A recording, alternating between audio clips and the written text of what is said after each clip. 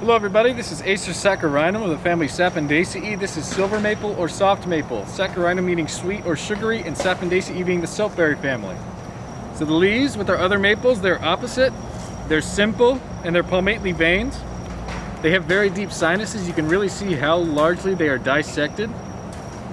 So that's a pretty good tell from red maple or southern sugar maple. They have kind of these coarse serrations. Remember, red maple has more fine serrations along the margin, and southern sugar maple doesn't have them at all. But these are pretty coarse.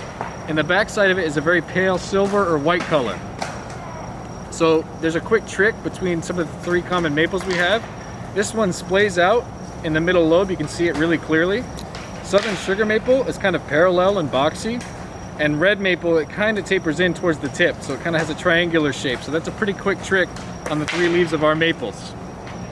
The bark, as you can see here, when it's young, it's kind of smooth and silvery in color, but as it gets older, it breaks into these long, thin strips that go up the tree, and they're typically light gray in color. So it's kind of like our red maple bark, but it's a little more defined. The fruit is a samara, remember, a winged seed, similar to our other maples. It matures in the spring, just like red maple. This is the largest samara of any maple. It typically gets about 2.5 inches long. Red maple, remember, will be about 1 inch long. Southern sugar maple, just a little bit larger than that.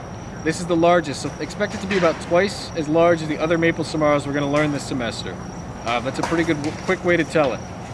Many animals eat these fruits, so it's a pretty high wildlife value tree. Native to bottomland forests from the Midwest up into the Northeast. So North Carolina is kind of in that southernmost range of this species. It has a low wood value, and it's previously been landscaped, like in this specimen. They found that it's not really a great landscaping tree because the branches are pretty brittle. They'll break off really easily during storms, and the roots are pretty shallow. So it really is not something you want growing by maybe a house or a building or something like that, as this one is here. So this has been Acer saccharinum of the family Sapindaceae, silver maple or soft maple.